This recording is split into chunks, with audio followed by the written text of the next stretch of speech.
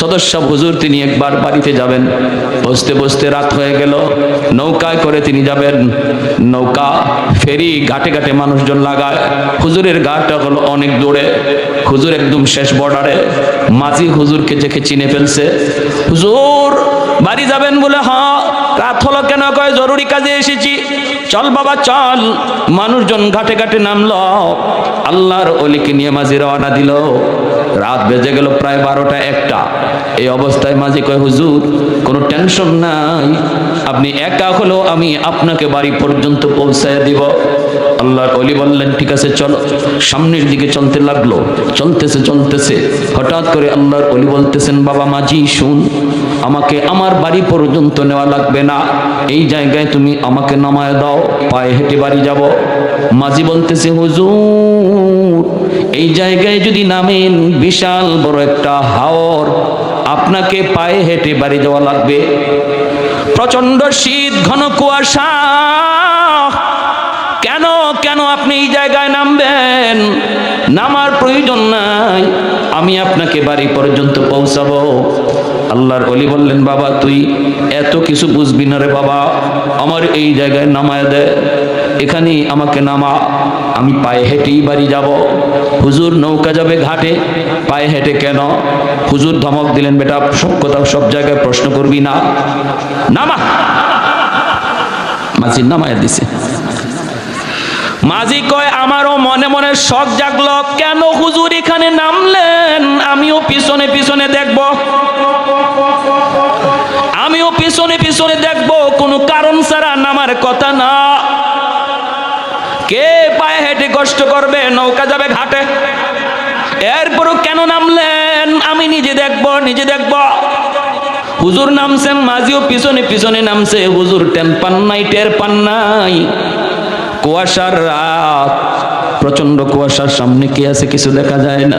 ওই অবস্থায় মাঝি সেও পিছনে নামছে। মাঝি তো পিছনে নাইমা নাইমা হুজুরকে সর্বদা ফলো করতেছে। আল্লাহর ওলি তিনি তো আর পিছনে ফলো করেন না, সামনের দিকে যাইতেছেন।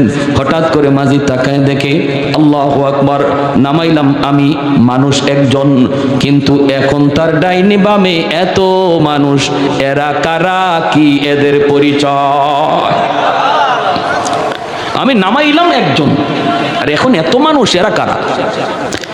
আমার ভয় লাগলো, কলিজায় পানি নাই, পানি নাই, পানি নাই। ভয় অস্থির, তবু সাহস করে আগাইতেছি। আর দেখতেছি কাণ্ড, সামনে পিছনে ডানে বামে অসংখ্য মানুষ পাহারা দিয়া দিয়া, যেন একজন রাষ্ট্রপতি অথবা মিনিস্টার যাইতেছে, তারে রাস্তা দেখায়া দেখায়া তারা নিতেছে আর কিছু প্রশ্ন করতেছে। আল্লাহর ওলি প্রশ্নের জবাব দিতেছেন, কিছু প্রশ্ন করতেছে আর তিনি জবাব দিতেছেন। এইভাবে যাইতেছে, সামনের দিকেই যাইতে যাইতে বাড়ি পর্যন্ত পৌঁছে গেলেন। ওই অবস্থায় মাঝি বলতেছে, বাড়ি পর্যন্ত পৌঁছে আল্লাহর ওলি যেই মাত্র ঘরে ঢুকবেন, তখনই দেখি আর কোনো মানুষজন কাউকে দেখা যায় না, সমস্ত মানুষগুলি অদৃশ্য হয়ে গেল। আল্লাহর ওলি ঘরে ঢুইকা যেই দরজা লাগাইতে চাবেন, এমনি আমি সামনে যা হাজির। হুজুর আমাকে দেখে বলতেছেন, বেটা তুই? হুজুর আমি আপনার পিছনে পিছনে আইছি। কেন নামছেন? এটা দেখার জন্য। হুজুর বলেন, তুই কিছু দেখছো নাকি? কই হুজুর আমি যে কি দেখলাম, কলিজায় পানি নাই। পানি থাকবার কথা, হ্যাঁ? আরো রাতের বেলা হুজুর বলতেছে, রে বাবা তোর পায়ে ধরি, তুই কারো কাছে বলবি না, কারো কাছে বলবি না, বলবি না, বলবি না। কারণ আল্লাহর ওলিরা ওদের নিজেদের কারামত কারো কাছে নিজে বলতেন না। কেউ যদি দেখেও তার নিষেধ করতেন। এটা হক্কানি আল্লাহওয়ালা চিনার লক্ষণ আর আলামত। ভণ্ড যদি হয় একটু, বলে 10 গুণ, ঠিক না? এটা হলো বেজাল্লা, বেজাল্লা চিনবার আলামত। বেজাল্লারা কেরামত মানুষ দিয়ে নিজে বানায়, আর মূল কারামত আল্লাহ দেখায়, সেটা আল্লাহর হাতে, এটা মানুষের হাতে নয়। ওলি আল্লাহদের কারামত, এটা হক কারামতুল আউলিয়া হাক্কুন। এটা হলো আহলে সুন্নাহ ওয়াল জামাতের আকীদা। ওলি আল্লাহদের কারামত হক, কারণ এটা তাদের নিজের ক্ষমতা না, ক্ষমতা কার হাতে? জোরে বলেন। নবীদের মুজিজা, নবীদের কোনো যোগ্যতা না, এটা আল্লাহর হাতে, ঠিক কি না? আল্লাহ যখন চায় তখন দেখায়। ওলিদের কারামতও আল্লাহ যখন চায় তখন দেখায়। এজন্য হক্কানি ওলি আল্লাহ যারা, এরা নিজেদের কারামত কারো কাছে বড়াই করে বাহাদুরি করে বলতেন না। আর যদি কেউ দেখেও ফেলে তারে নিষেধ করতেন। যেমন সদস্য হুজুর তারে নিষেধ করলেন, বাবা আমার জীবদ্দশায় তুমি কারো কাছে বলবা না, আমার ইন্তেকালের পর বলার অনুমতি আছে। যেমনটা কুতবুল আলম শাইখুল ইসলাম হুসাইন আহমদ মাদানী রহমতুল্লাহি আলাইহি, ইনার জীবনে এমন একটা ঘটনা আছে। অসুবিধা হইতেছে আপনাদের? অসুবিধা? হুসাইন আহমদ মাদানী রহমতুল্লাহি আলাইহি নাম শুনছেন তো? সদস্য হুজুরের উস্তাদ, হাবিজ হুজুর রহমতুল্লাহি আলাইহি উস্তাদ, দারুল দেওবন্দের সূর্য সন্তান, যে মাদানী আলাইহি রহমা আমাদের সিলেটের মানুষকে খুব ভালোবাসতেন। রমজান মাস ইনি সিলেট কাটাইতেন, এতেকাফ করতেন সিলেট। আবার রোজার ঈদটা তিনি আমাদের গ্রামের মানুষের সাথে আইয়া পড়তেন। কুতবুল আলম শহীদ হুসাইন আহমদ মাদানী রহমতুল্লাহ, যিনি 18 বৎসর মায়ার নবী রওজা শরীফের কাছে বইসে হাদিস পড়াইছেন। আল্লাহর নবীর শোনায়া শোনায়া 18 বৎসর হাদিস পড়াইছেন। ওনাকে একজন মানুষ, সাধারণ মানুষ, কোন মজলিসে দেখলেই দূর থেকে বলতো বাতা দেউঙ্গা, বাতা দেউঙ্গা, বলে দিব, বলে দিব। আর এই আওয়াজটা যেই মাদানী রহমতুল্লাহি আলাইহির কানে আসতো, ইনি চমকে যাইতেন। কে কইতেছে? কইয়া দিমু, কইয়া দিমু, কইয়া দিমু। বাংলা বুঝেন তো? কইয়া দিমু মানে কি? কইয়া বইলা দিমু। হ্যাঁ, মাদানীকে দেখলেই কইতো কইয়া দিমু, কইয়া দিমু।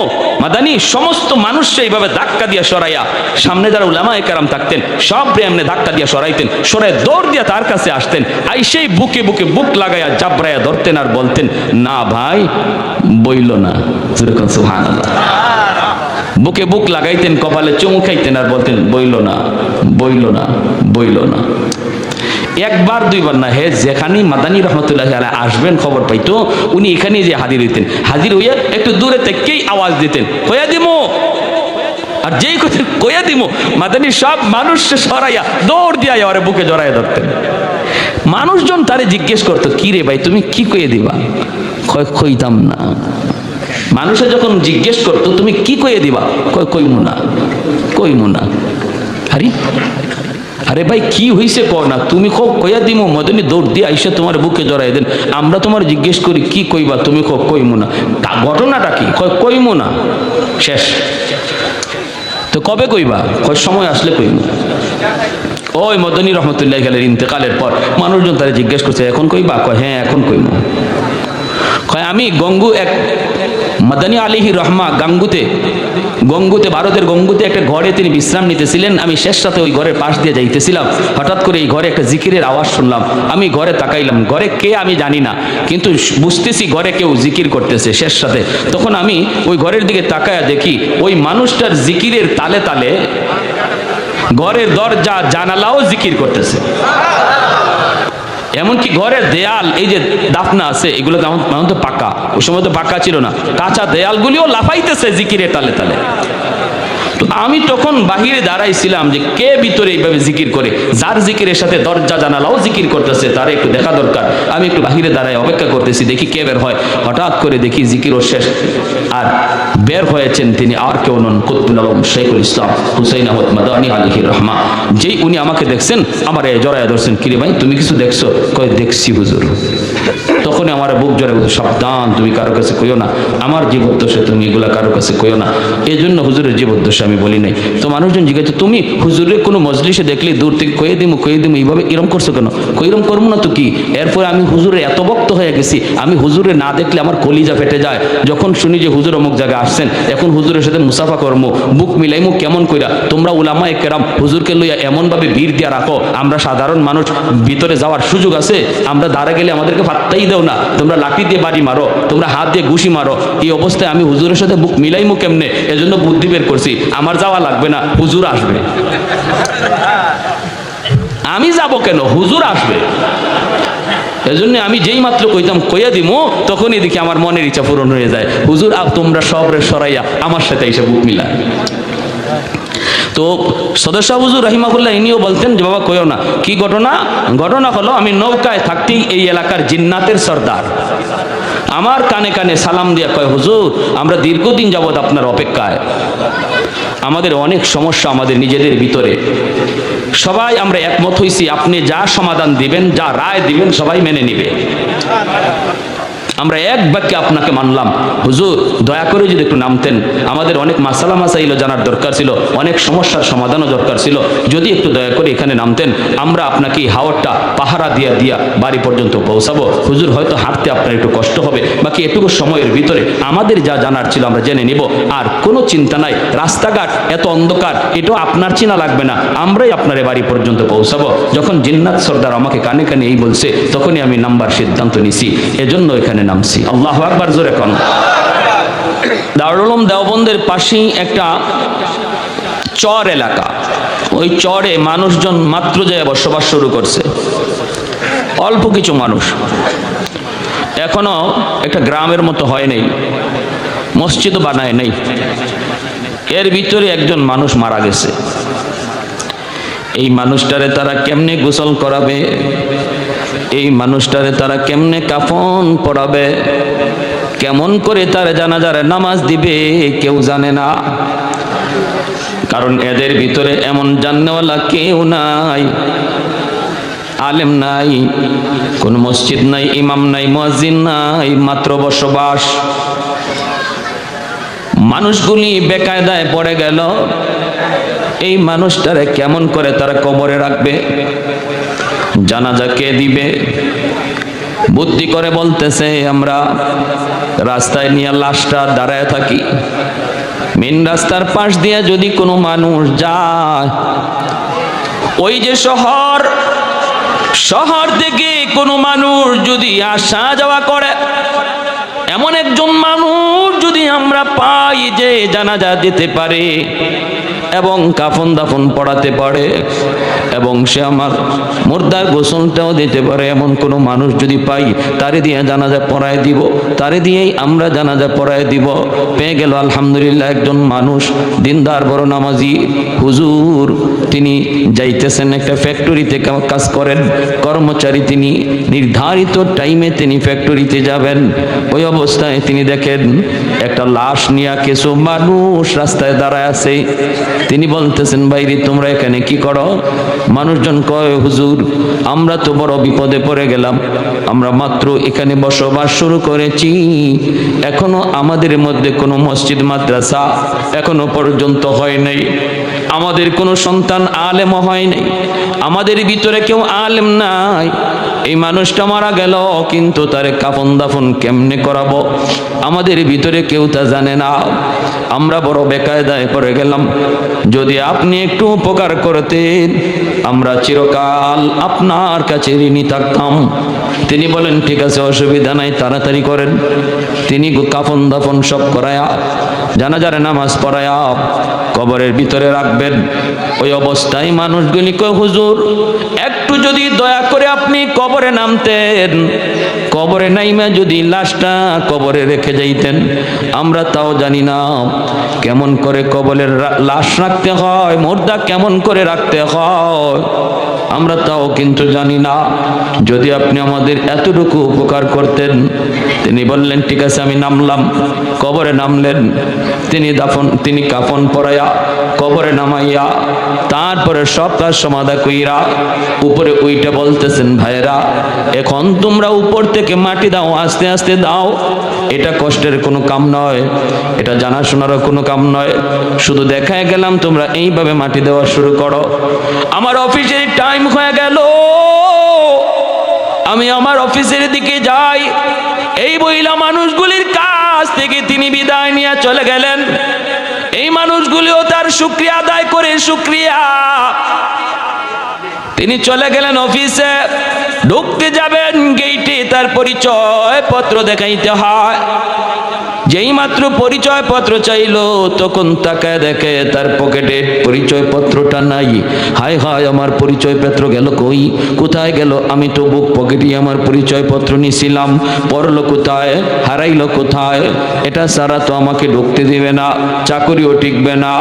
তার সাথে সাথে মনে পড়ে গেল আমি যে ওই কবরে নামছিলাম, মনে হয় লাশটা নুয়াইয়া আমি যে লাশটা কবরে রাখছি ওই মুহূর্তেই কবরের মধ্যেই আমার বুক পকেট থেকে আমার পরিচয় পত্রটা পড়ে গেছে, আমি খেয়াল করি নাই। নিশ্চিত কবরের ভিতরে আমার পরিচয় পত্রটা আছে।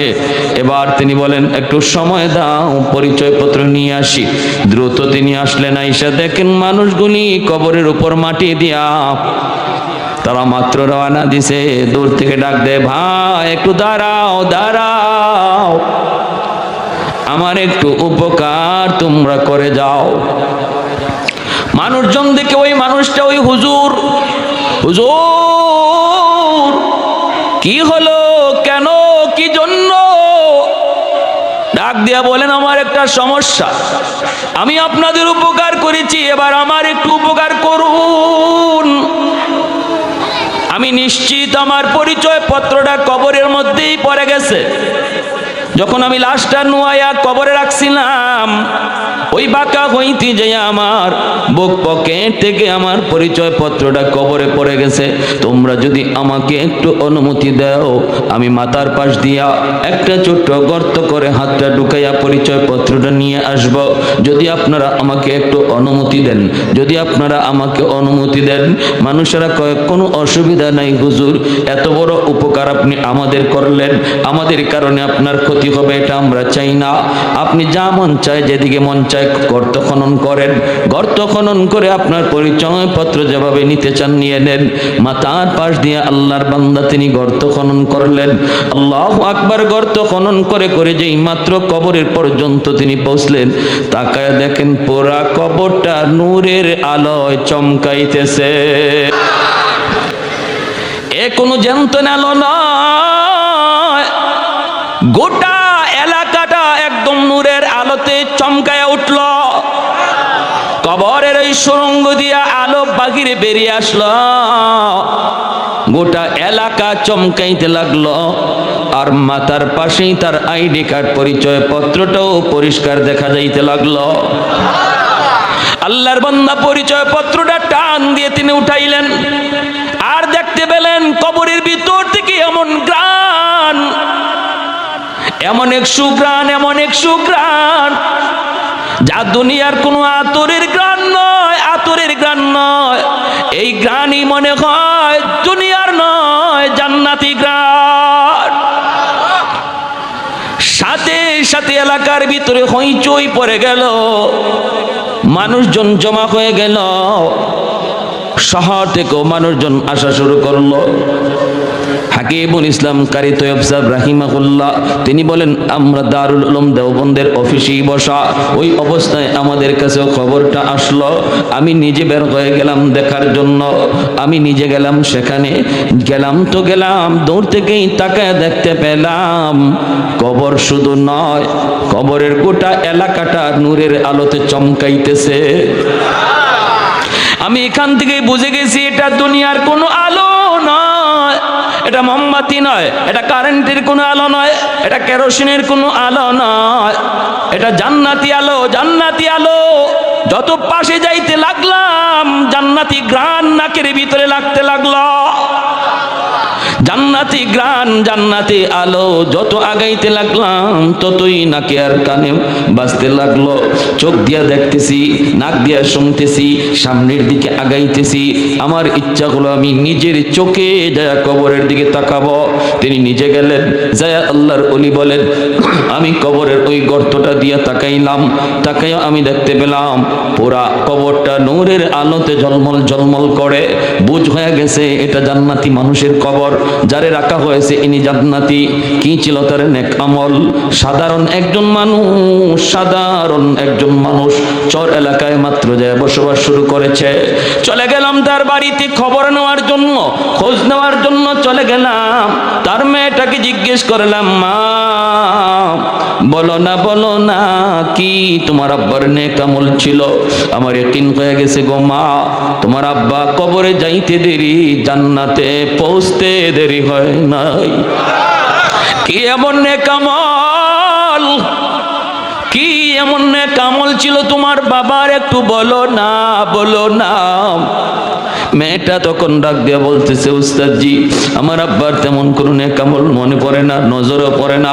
আব্বা তো 5 ওয়াক্ত নামাজ পড়তেন, আর অতিরিক্ত আমল যা মনে পড়ে সকাল সন্ধ্যা আব্বা ওই যে তাকের উপরে মালিকের কালাম, এই কোরআনুল কারীমটা হলো আমার আব্বার কোরআন।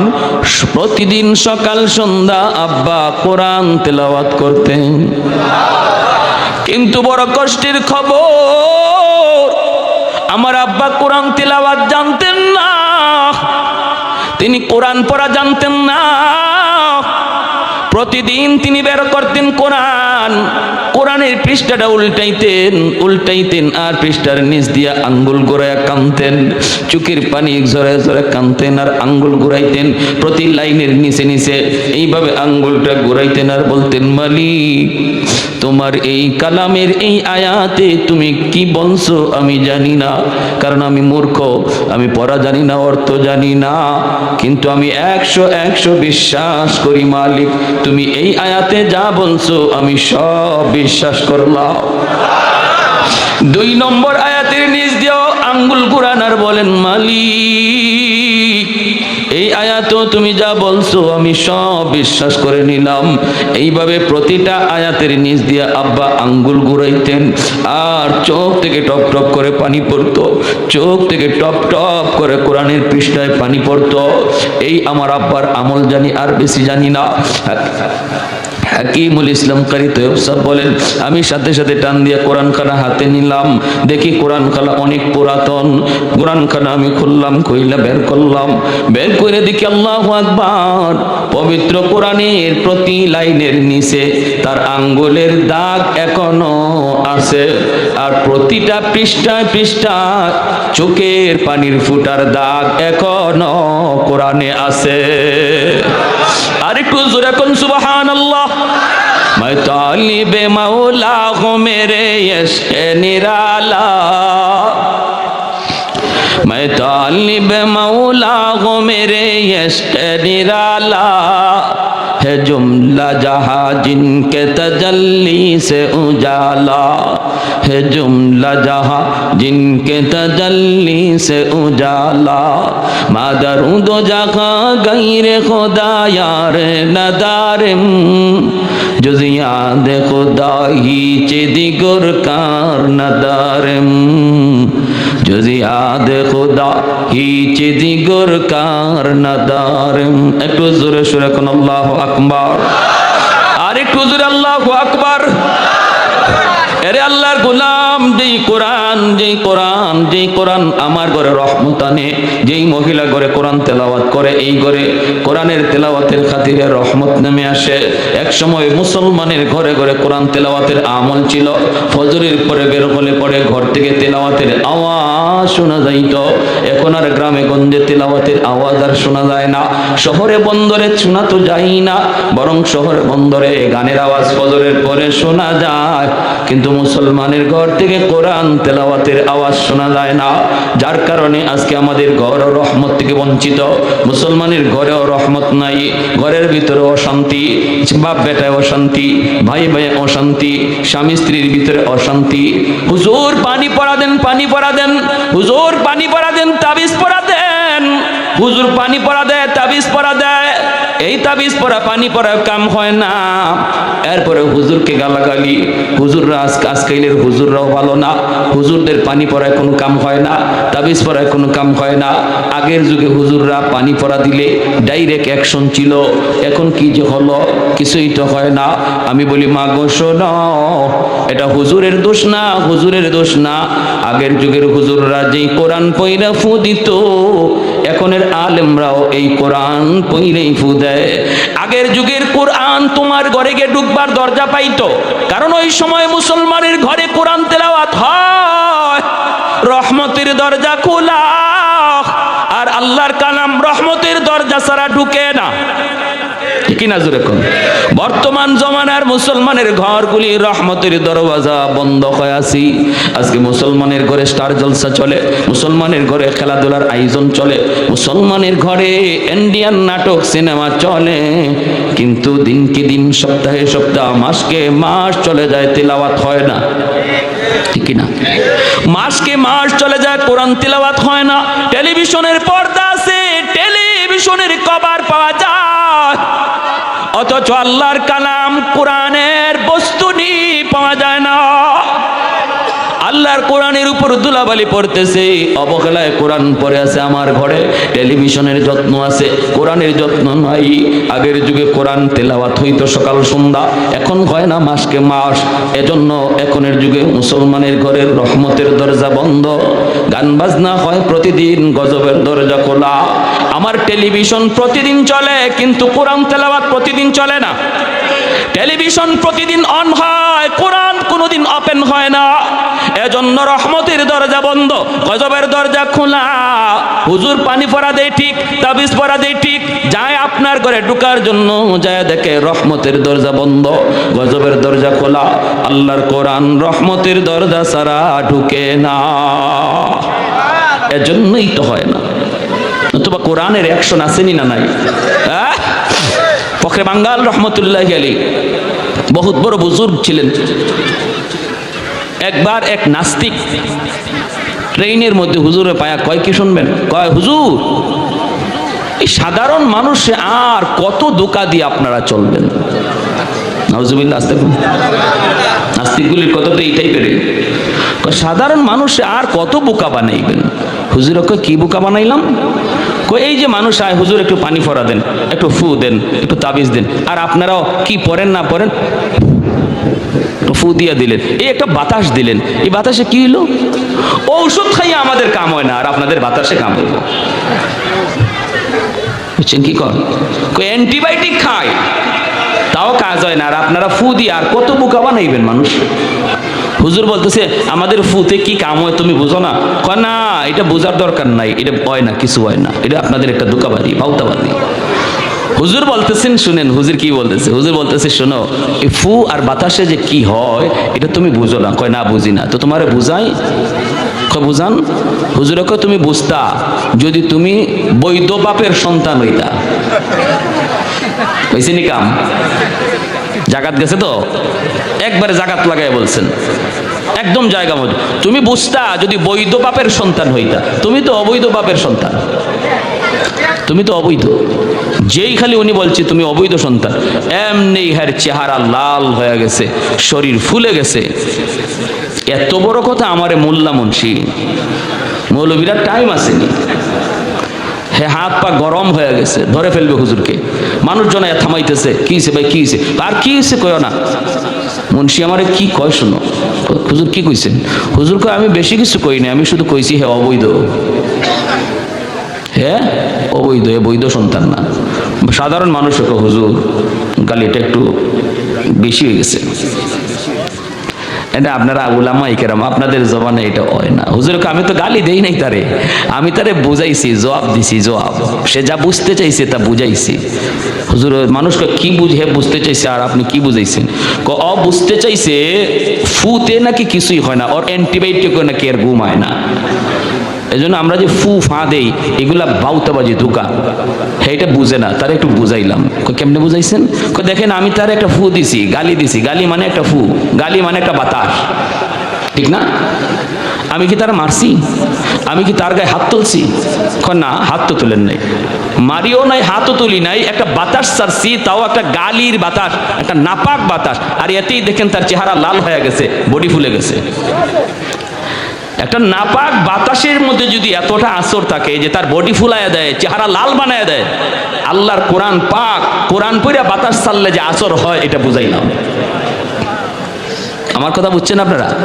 হ্যাঁ, আমাদের সিলেটের বহুত বড় একজন আল্লাহর ওলি, নুরুদ্দিন ঘরপুরি রহমতুল্লাহ আলাইহি, আল্লাহর ওলি এখন দুনিয়ায় নাই, বহুত বড় বুজুর্গ ছিলেন, বহুত বড় বুজুর্গ। আসরের সময় সিলেটের মানুষে ওনাকে দেখছে সিলেট, মাগরিবের সময় ময়মনসিংহের মানুষ দেখে উনি ময়মনসিংহ। কোন বিমানে গেলেন? বাংলাদেশ এয়ারলাইন্স। না, এটা আল্লাহর এয়ারলাইন্স। জিন্নাত ওনার তাবে ছিল, জিনরা ওনাকে বিভিন্ন সময় বিভিন্ন জায়গায় পৌঁছাই দিত। এত বড় বুজুর্গ ছিলেন, জিন্নাতদের অত্র এলাকার বিচারক ছিলেন।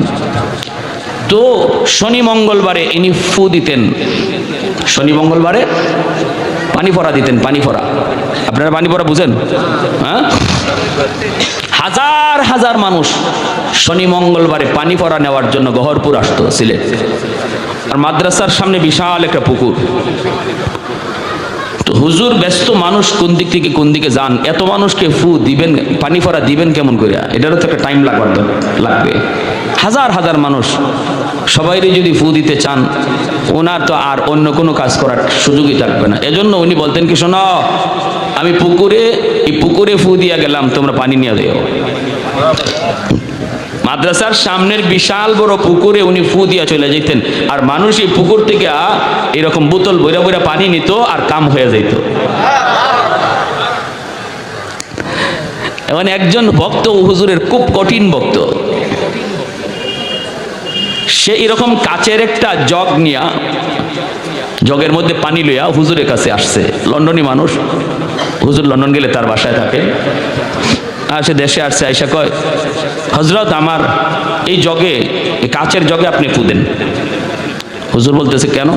আমি তো পুকুরে ফু দিলাম। কয়, পুকুরে ফু দিছেন হজরত, ভালো কথা, কিন্তু আমার ইয়াকিন কম হয়। এত বড় পুকুর, আপনি এদিকে ফু দিলেন, ওই ফু ওদিকে যাবে কেমন করে? ফু দিছেন আপনি এখানে, এই ফু ওদিকে কেমনে যাবে? হুজুর বলতেছে, তুমি বুঝো না কেমনে যায়? না, আমার একই নয় না হুজুর, আমি আল্লাহর দোহাই, আপনি আমার এই খাস আমার এই জগটার মধ্যে একটা ফু দেন, এই পানি পড়াটা আমি লন্ডন নিব। হুজুর কো, আচ্ছা ঠিক আছে, তোমার একিন হয় না, একিন হবে এখন। তুমি জগটা ভালো করে ধরো, জগটা ভালো করে ধরো, আমি তোমার জগে ফু দিচ্ছি। আর আমার ফু, পুকুরের এক কোনার ফু আরেক কোনায় কেমনে যায় এখন বুঝে আসবে। কাচের জগটা এইভাবে ধরে রাখছে উনি, আমাদের উস্তাদগণ পাশে দাঁড়ানো, যারা নিজের চোখে দেখছেন। আল্লাহর ওলি বের হয়ে যাবেন আর বলতেছেন, জগ ধরছো? ধরছি তো হুজুর। ভালো করে ধরো। হুজুর, 2 হাত দিয়ে ধরছি। তো হুজুরে যাইয়াই বলেন, ঠিক আছে। একটা ফু দিয়েছেন, ফু দেওয়ার সাথে সাথে এই কাচের জগ টাস টাস করে ফেটে গেল, আর পানিগুলা মাটিতে পড়ে গেল। কাচের জগ টাস টাস করে ভাঙ্গিয়ে চুরে একবারে চুরমার। হুজুর বলতেছেন, পানি কই? হুজুর মাপ চাই, আমার বেয়াদবি হয়ে গেছে, আমি বুঝি নাই হুজুর। এখন বুঝেছে তো? হ্যাঁ, এজন্য মনে রাখবেন, উলামায়ে কেরাম আল্লাহর কালাম পড়েই আপনার পানি পড়া দেয়, তাবিজ পড়া দেয়, আপনার ফু দেয়। যদি কাজ না হয়, এটা আলেমের দোষ নয়, কোরআনের কোনো সমস্যা নয়। সমস্যা যে ঘরে যাওয়ার কথা, এই ঘরের। সবাই জি কর না, আমার কথা একমত না আপনারা? এটা তো আমাদের নিজের চোখে দেখা।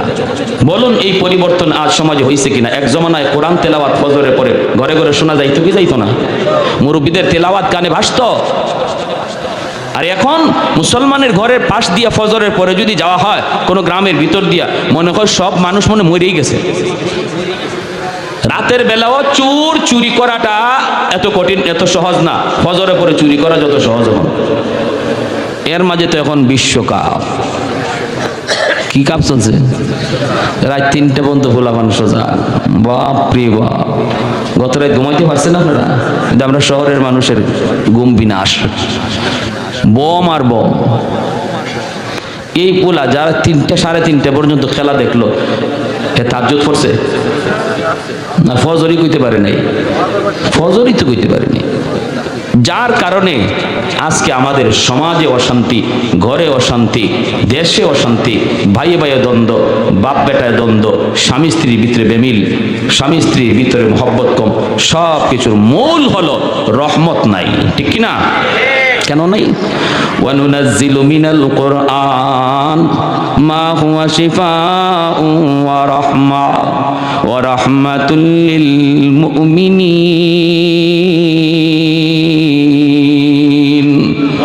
আল্লাহ পাক বলে, কোরআন আমি আল্লাহ নাজিল করেছি তোমাদের জন্য শিফা বানায়া, কোরআন নাজিল করেছি তোমাদের জন্য রহমত বানায়া, রহমত।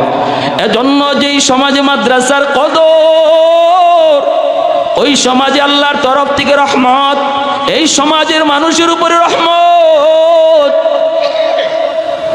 আজকে কোরআনের খাতিরে গাছ থেকে ফুল হয়, ফল হয়, কোরআনের খাতিরে, কোরআনের তালিমের খাতিরে এখনো আপনারা এইভাবে ওয়াজের মাহফিলে আসেন, ওয়াজ মাহফিলের আয়োজন করেন, আল্লাহর কোরআনের কথাগুলি শুনেন, মাদ্রাসায় ছাত্রগুলি দেন, নিজের সন্তানকে পড়ান, নিজের নাতি নসাকে আল্লাহর কালাম শিখান। এখনো সমাজে এই চিত্র আছে বিদায় সূর্য পূর্ব দিগন্তে উঠে পশ্চিম দিগন্তে অস্ত যায়, এখনো গাছ থেকে ফুল হয়, ফল হয়, এখনো জমিন থেকে ফসল হয়, এখনো নদী থেকে মাছ পাওয়া যায়। আল্লাহ আমাকে সমস্ত নিয়ামত দিয়ে, রহমত দিয়ে ভরপুর করে রাখছেন। এখনো সমাজে কোরআনের আওয়াজ চালু আছে বিদায় নবী বলেন, এই কথাটা যদি তোমরা নাও বোঝো উম্মতের দল, আসমান জমিনে আর যত প্রাণীরা আছে তারা কিন্তু সবাই ঠিকই বুঝে। ইন্নাল আলিমা ইয়াস্তাগফিরু লাহু মান ফিল আরদ ওয়া মান ফিস সামা হাত্তাল হিতানু ফি জাওফিল মা। আল্লাহর নবী বলেন, আসমান জমিনের ভিতরে আর যত মাখলুক তোমরা দেখো, ওই যে দেখো জঙ্গলের বাঘ, ওই যে দেখো জঙ্গলের ভাল্লুক, ওই যে দেখো গর্তের পিপিলিকা আর সাপ, পানির নিচের মাছ, এমনকি গাছের পাতাটা পর্যন্ত এই কথা ভালো করে বুঝে, ভালো করে বুঝে কাদের খাতিরে আল্লাহ জগৎ টিকায় রাখলো। এর জন্য নবী বলে, পানির নিচের মাছও সর্বদা আল্লাহর কাছে দোয়া করে, গর্তের পিপিলিকাও আল্লাহর কাছে দোয়া করে, জঙ্গলের বাঘেও আল্লাহর কাছে দোয়া করে। মালিক, সমাজে উলামায়ে কেরামের সংখ্যা তুমি বাড়ায় দাও, ঘরে ঘরে হাফেজ কোরআন তুমি কবুল করে নাও। আল্লাহ প্রতিটা সমাজে সমাজে তুমি মাদ্রাসা কবুল করে নাও, কারণ এই মাদ্রাসার খাতিরে আমি জঙ্গলের বাঘ এখনো বেঁচে আছি, এই তালেবে এলিম ছোট্ট ছোট্ট ছাত্রদের খাতিরে আমি গর্তের পিপিলিকা এখনো বেঁচে আছি, আমি সাপ এখনো বেঁচে আছি, পানির নিচের মাছ আল্লাহর কাছে এই দোয়া করে।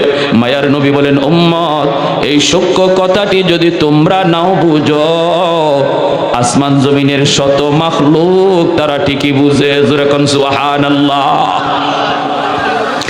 এজন্যই উলামায়ে কেরামকে মানুষেরা মহব্বত করে, জিন্নাতেরাও মহব্বত করে, বাঘ ভাল্লুকেরাও শ্রদ্ধা করে।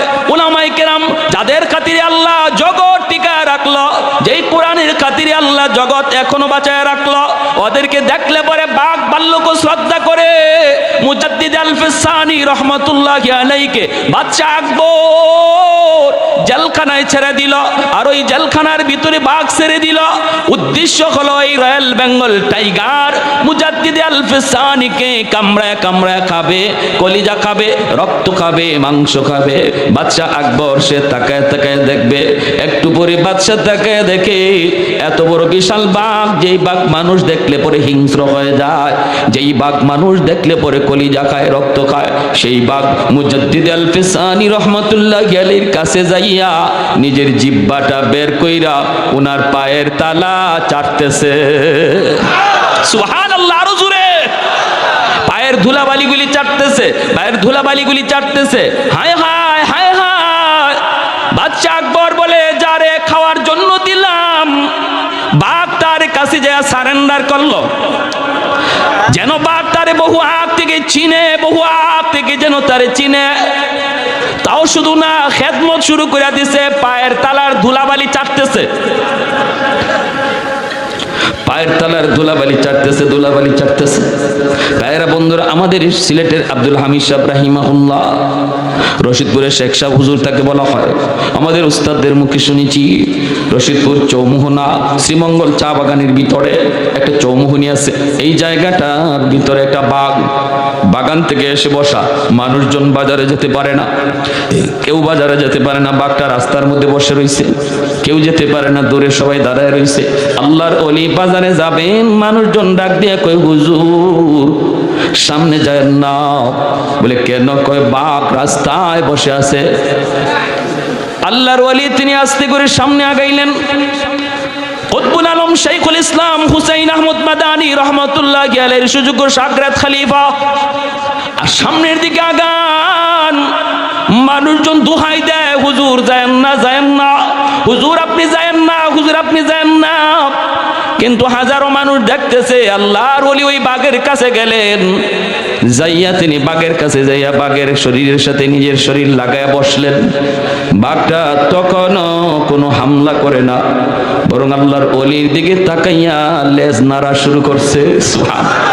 লেজ নাড়ে আর বুঝায়, হুজুর আমি আপনাকে চিনে ফেলেছি, আপনার সিনার মধ্যে আমার মাওলার কালা, আপনার সিনার ভিতরে আমার মালিকের কালাম। আল্লাহ আপনার খাতিরে আমারে বাঁচায় রাখছে, আল্লাহ আপনার খাতিরে জমিন টিকায় রাখছে, আসমান টিকায় রাখলো। হুজুর আমি আপনাকে চিনে ফেলেছি। আল্লাহর ওলি পাশে যাইয়া ওই বাঘের কান ধরলেন। কান ধইরা বলতেছেন, তোমাকে আল্লাহ বানাইছে মানুষের খেদমত করার জন্য, আর মানুষ আল্লাহ বানাইছে আল্লাহর গোলামি করার জন্য। রাস্তায় বৈশা মানুষকে ডিস্টার্ব দেওয়ার জন্য আল্লাহ তোমাকে বানাই নাই। তোমার থাকার জায়গা হলো জঙ্গল, তুমি তোমার জায়গায় চলে যাও। আর আশরাফুল মাখলুকাত সৃষ্টির শ্রেষ্ঠ জীব মানুষকে যাতায়াতের পথ বের করে দাও। কান ধইরা ইনি জঙ্গলের দিকে দেখায় দিছেন, আর বাঘ আস্তে আস্তে জঙ্গলের দিকে চলে গেছে। হাজারো মানুষ আজও সাক্ষী হয়ে আছে। যেরকম সুবহানাল্লাহ। ইন্নাল আলিমা ইস্তাগফিরু লাহু মান ফিল আরদ ওয়া মান ফিস সামা হাত্তাল হিতানু ফি জাওফিল মা। ভাইরা বন্ধুরা জন্য উলামায়ে কেরামে কদর করেন, নিজের সন্তানটারে আলেম বানান।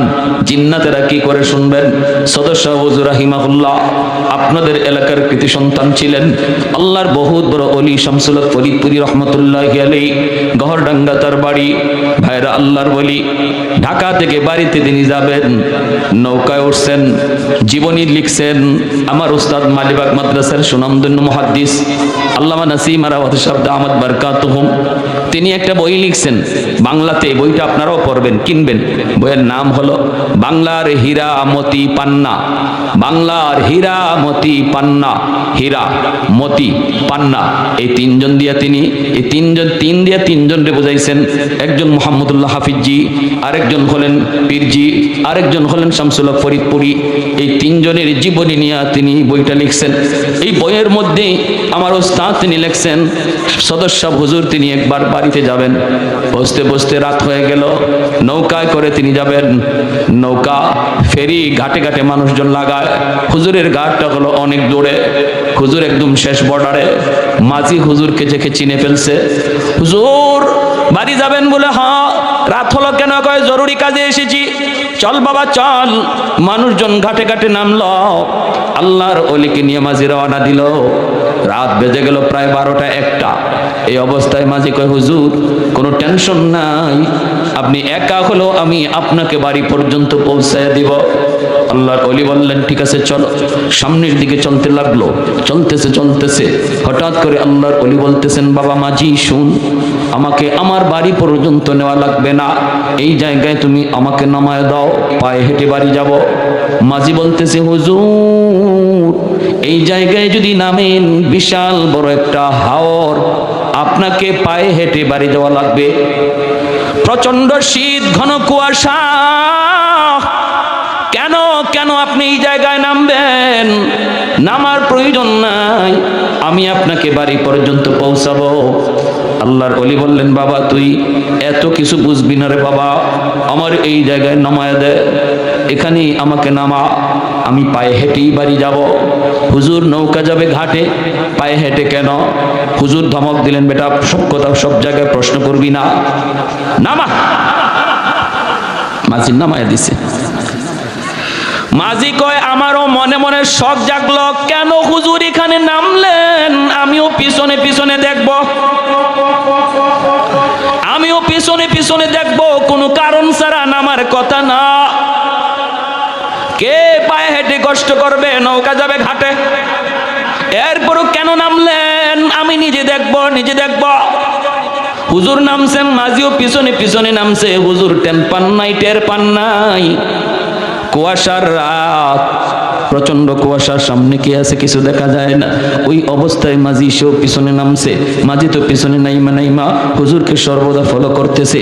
আল্লাহর ওলি তিনি তো আর পিছনে ফলো করেন না, সামনের দিকে যাইতেছেন।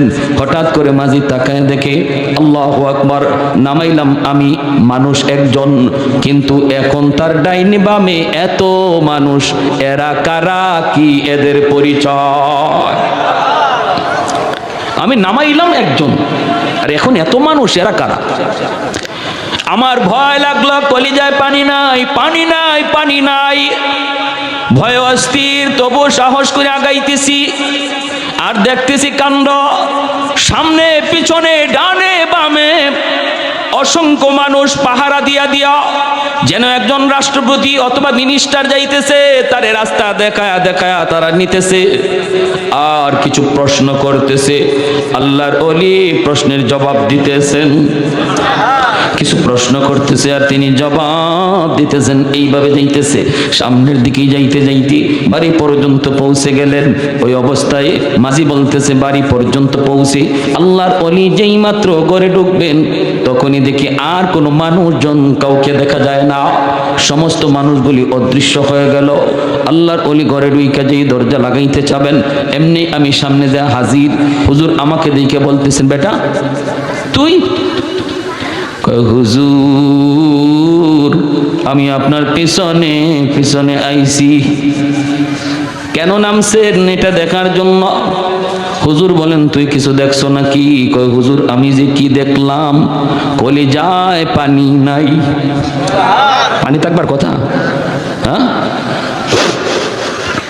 আরো রাতের বেলা হুজুর বলতেছে, রে বাবা তোর পায়ে ধরি, তুই কারো কাছে বলবি না, কারো কাছে বলবি না, বলবি না, বলবি না। কারণ আল্লাহর ওলিরা ওদের নিজেদের কারামত কারো কাছে নিজে বলতেন না। কেউ যদি দেখেও তারে নিষেধ করতেন। এটা হক্কানি আল্লাহওয়ালা চিনার লক্ষণ আর আলামত। ভণ্ড যদি হয় একটু বলে 10 গুণ, ঠিক না? এটা হলো বেজাল্লা চিনবার আলামত। বেজাল্লারা কেরামত মানুষ দিয়ে নিজে বানায়, আর মূল কারামত আল্লাহ দেখায়, সেটা আল্লাহর হাতে, এটা মানুষের হাতে নয়। ওলি আল্লাহদের কারামত, এটা হক কারামতুল আউলিয়া হাক্কুন। এটা হলো আহলে সুন্নাহ ওয়াল জামাতের আকীদা। ওলি আল্লাহদের কারামত হক, কারণ এটা তাদের নিজের ক্ষমতা না, ক্ষমতা কার হাতে? জোরে বলেন। নবীদের মুজিজা, নবীদের কোনো যোগ্যতা না, এটা আল্লাহর হাতে, ঠিক কি না? আল্লাহ যখন চায় তখন দেখায়। ওলিদের কারামতকেও আল্লাহ যখন চায় তখন দেখায়। এজন্য হক্কানি ওলি আল্লাহ যারা, এরা নিজেদের কারামত কারো কাছে বড়াই করে বাহাদুরি করে বলতেন না। আর যদি কেউ দেখেও ফেলে তারে নিষেধ করতেন। যেমন সদস্য হুজুর তারে নিষেধ করলেন, বাবা আমার জীবদ্দশায় তুমি কারো কাছে বলবা না, আমার ইন্তেকালের পর বলার অনুমতি আছে। যেমনটা কুতবুল আলম শাইখুল ইসলাম হুসাইন আহমদ মাদানী রহমতুল্লাহি আলাইহি, ইনার জীবনে এমন একটা ঘটনা আছে। অসুবিধা হইতেছে আপনাদের? অসুবিধা? হুসাইন আহমদ মাদানী রহমতুল্লাহি আলাইহি নাম শুনছেন তো? সদস্য হুজুরের উস্তাদ, হাবিজ হুজুর রহমতুল্লাহি আলাইহির উস্তাদ, দারুল উলুম দেওবন্দের সূর্য সন্তান, যে মাদানী আলাইহি রহমা আমাদের সিলেটের মানুষকে খুব ভালোবাসতেন। রমজান মাস ইনি সিলেট কাটাইতেন, এতেকাফ করতেন সিলেট। আবার রোজার ঈদটা তিনি আমাদের গ্রামের মানুষের সাথে আইয়া পড়তেন। কুতবুল আলম শহীদ হুসাইন আহমদ মাদানী রহমতুল্লাহ, যিনি 18 বৎসর মায়ার নবীর রওজা শরীফের কাছে বইসা হাদিস পড়াইছেন। আল্লাহর নবীর শোনায়া শোনায়া 18 বৎসর হাদিস পড়াইছেন। ওনাকে একজন মানুষ, সাধারণ মানুষ, কোন মজলিসে দেখলেই দূর থেকে বলতো, বাতা দেউঙ্গা, বাতা দেউঙ্গা, বলে দিব, বলে দিব। আর এই আওয়াজটা যেই মাদানী রহমতুল্লাহি আলাইহির কানে আসতো, ইনি চমকে যাইতেন। কে কইতেছে? কইয়া দিমু, কইয়া দিমু, কইয়া দিমু। বাংলা বুঝেন তো? কইয়া দিমু মানে কি? কইয়া বইলা দিমু। হ্যাঁ, মাদানীকে দেখলেই কইতো কইয়া দিমু, কইয়া দিমু। মাদানী সমস্ত মানুষ এইভাবে ধাক্কা দিয়া সরাইয়া, সামনে যারা উলামায়ে কেরাম থাকতেন সবরে এমনি ধাক্কা দিয়া সরাইতেন, সরাই দৌড় দিয়া তার কাছে আসতেন। আইসেই বুকে বুকে বুক লাগাইয়া জাবরাইয়া ধরতেন আর বলতেন, না ভাই বইল না। সুবহানাল্লাহ। বুকে বুক লাগাইতেন, কপালে চুমু খাইতেন আর বলতেন বইল না, বইল না, বইল না। একবার দুইবার না, হে যেখানেই মাদানী রহমতুল্লাহ আলাইহি আসবেন খবর পাইতো, উনি এখানেই যে হাজির হইতেন, হাজির হইয়া একটু দূরে থেকেই আওয়াজ দিতেন, কয়া দিমো। আর যেই কথা কয়া দিমো, মাদানী সব মানুষ সরাইয়া দৌড় দিয়া ওরে বুকে জড়াইয়া ধরতেন। মানুষজন তারে জিজ্ঞেস করতো, কি রে ভাই তুমি কি কয়ে দিবা? কইতাম না। মানুষে যখন জিজ্ঞেস করতো তুমি কি কয়ে দিবা? কইমু না, কইমু না।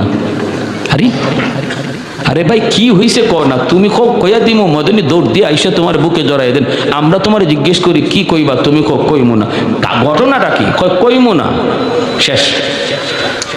তো কবে কইবা? সময় আসলে কইমু। ওই মদনী রহমতুল্লাহ আলাইহির ইন্তেকালের পর মানুষজন তারা জিজ্ঞেস করছে এখন কইবা? হ্যাঁ এখন কইমু। আমি গঙ্গু এক মাদানী আলাইহি রহমা গঙ্গুতে ভারতের গঙ্গুতে একটা ঘরে তিনি বিশ্রাম নিতেছিলেন। আমি শেষ রাতে ওই ঘরের পাশ দিয়ে যাইতেছিলাম, হঠাৎ করে এই ঘরে একটা জিকিরের আওয়াজ শুনলাম। আমি ঘরে তাকাইলাম, ঘরে কে আমি জানি না, কিন্তু বুঝতেছি ঘরে কেউ জিকির করতেছে শেষ রাতে। তখন আমি ওই ঘরের দিকে তাকায়া দেখি ওই মানুষটার জিকিরের তালে তালে ঘরের দরজা জানালাও জিকির করতেছে। এমনকি ঘরের দেয়াল, এই যে দাফনা আছে এগুলো তেমন তো পাকা, ওই সময় তো পাকা ছিল না, কাঁচা দেয়ালগুলিও লাফাইতেছে জিকিরের তালে তালে। তো আমি তখন বাহিরে দাঁড়াইছিলাম যে কে ভিতরে এইভাবে জিকির করে, যার জিকিরের সাথে দরজা জানালাও জিকির করতেছে, তার একটু দেখা দরকার। আমি একটু বাহিরে দাঁড়াই অপেক্ষা করতেছি, দেখি কে বের হয়। হঠাৎ করে দেখি জিকিরও শেষ, আর বের হয়েছেন তিনি আর কেউ নন, কুতুবুল আলম শেখুল ইসলাম হুসাইন আহমদ মাদানী আলাইহি রহমা। যেই উনি আমাকে দেখছেন, আমার জড়ায় ধরছেন, কিরে ভাই তুমি কিছু দেখছো? কয় দেখছি হুজুর। তখনই আমার বুক জড়ায় বলছে, সাবধান তুমি কারো কাছে কইও না, আমার জীবদ্দশায় তুমি এগুলা কারো কাছে কইও না। এই জন্য হুজুরের জীবদ্দশা আমি বলি নাই। তো মানুষজন জিজ্ঞাসা, তুমি হুজুরের কোনো মজলিসে দেখলে দূর থেকে কয়ে দিমু এইভাবে এরম করছো কেন? এরম করবো না তো কি। এরপরে আমি হুজুরে এত ভক্ত হয়ে গেছি, আমি হুজুরে না দেখলে আমার কলিজা ফেটে যায়। যখন শুনি যে হুজুর অমুক জায়গায় আসছেন, এখন হুজুরের সাথে মুসাফা করবো, বুক মিলাইমু কেমন কইরা। তোমরা উলামায়ে কেরাম হুজুরকে লইয়া এমনভাবে ভিড় দিয়া রাখো, আমরা সাধারণ মানুষ ভিতরে যাওয়ার সুযোগ আছে, আমরা দাঁড়া গেলে আমাদেরকে পাত্তাই দেও না। তোমরা লাঠি দিয়ে বাড়ি মারো, তোমরা হাত দিয়ে ঘুষি মারো। এই অবস্থায় আমি হুজুরের সাথে বুক মিলাইমু কেমনে? এজন্য বুদ্ধি বের করছি, আমার যাওয়া লাগবে না, হুজুর আসবে। আমি যাব কেন? হুজুর আসবে। এজন্য আমি যেই মাত্র কইতাম কইয়া দিমু, তখনই দেখি আমার মনের ইচ্ছা পূরণ হয়ে যায়। হুজুর তোমরা সবরে সরাইয়া আমার সাথে এসে বুক মিলায়। তো সদস্য হুজুর রাহিমাহুল্লাহ ইনিও বলতেন যে বাবা কইও না। কি ঘটনা? ঘটনা হলো আমি নৌকায় থাকতেই এই এলাকার জিন্নাতের সর্দার আমার কানে কানে সালাম দিয়া কয়, হুজুর আমরা দীর্ঘদিন যাবৎ আপনার অপেক্ষায়, আমাদের অনেক সমস্যা আমাদের নিজেদের ভিতরে, সবাই আমরা একমত হইছি আপনি যা সমাধান দিবেন, যা রায় দিবেন সবাই মেনে নিবে।